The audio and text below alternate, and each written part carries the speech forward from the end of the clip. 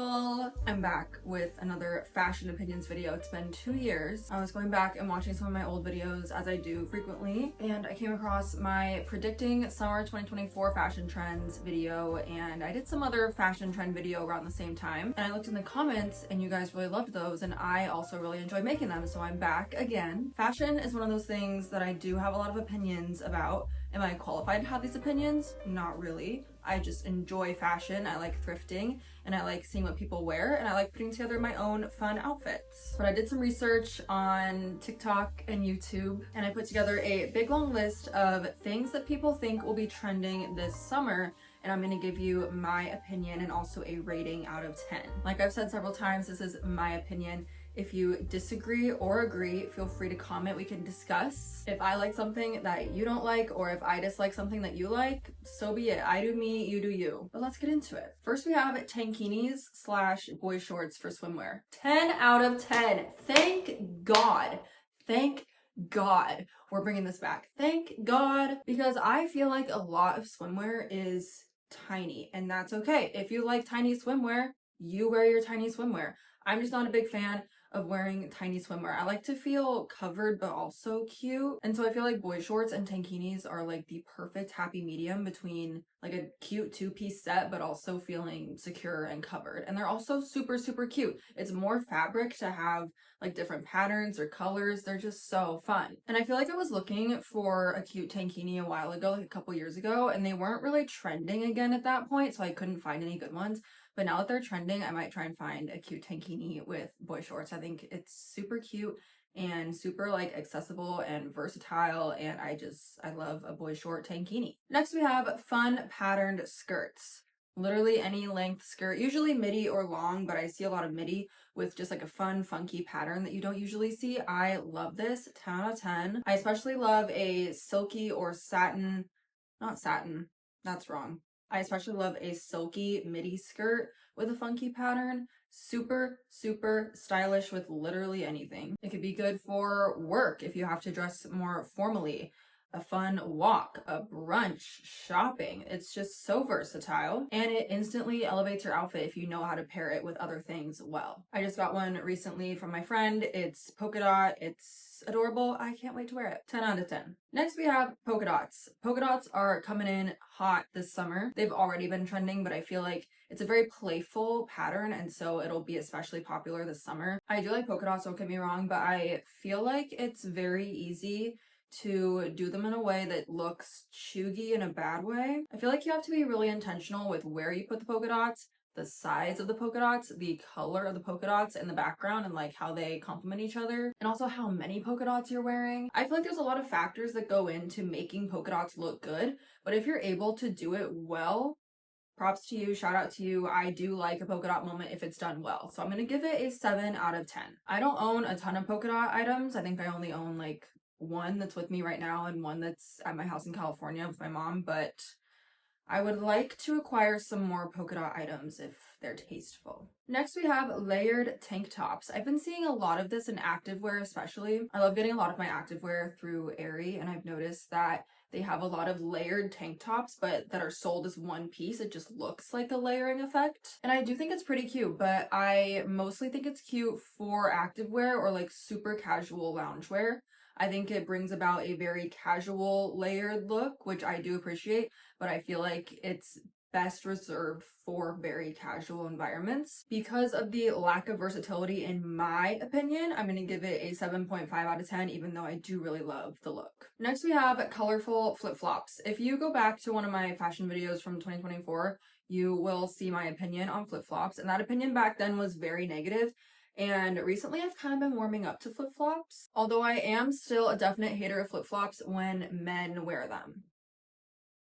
Do I need to explain further? I'm anti flip-flops on men, and I feel neutral about flip-flops on anyone other than a man, especially if they're cute and colorful. I like the trend of colorful flip-flops. If you're gonna wear flip-flops out in public as part of an intentional outfit that you've put together, they should be decently cute. Of course, flip-flops are fine if you're like taking out the trash or going to the beach or going on a walk, like whatever. If you like flip-flops, you do you. But if you're incorporating them into a style and fashion moment, there should be something something there. And so I do like that people are going for more colorful, bold flip-flops, whether that be with colors or patterns. So because I'm warming up to flip-flops in public a little bit and I do like the colorful flip-flop trend, I'm gonna give it a solid 6 out of 10. Next we have wedge sandals. I love this. It's giving 2000s. It's cunty. I am editing right now. I know wedge sandals are like almost flip-flop territory, but in my opinion, for the sake of this video, they're not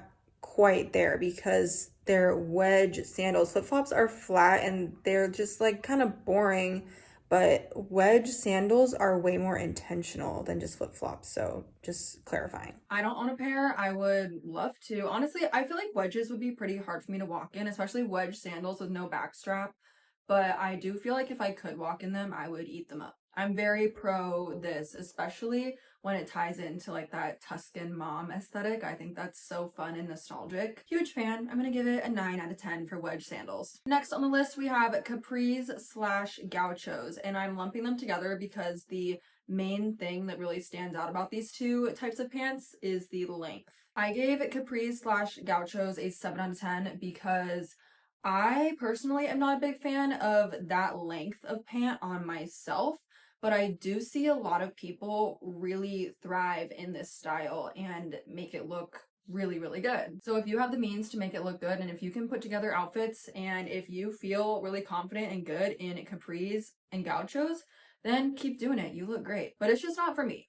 Watch me change my mind though. Watch me change my mind. Because I did wear a lot of capris as a kid, and so I think that's part of the reason why I'm anti-capri for myself. I don't know. Maybe I'll get over it. Maybe I'll be a capri girl by the end of summer. Stay tuned. Next we have big sunglasses. I love this. I was kind of anti the little sunglasses trend. I always thought they looked kind of weird. I think some of them can still look great, but I think you should always just be picking sunglasses based on your face shape and what looks good on you. But if we're going to talk about sunglasses trends, big sunglasses are high on my list. I'm going to give it a 9.5 out of 10. I think big sunglasses are so fun. It's a huge fashion statement. It'll completely change your vibe and your look if you put on a big pair of sunglasses that actually look good. I think it's funky and fun. Next we have bandanas slash paisley print. I gave this a 6 out of 10 because it honestly reminds me a lot of 2020. Back in 2020 when we were all about that internet alternative, but it like wasn't really alternative.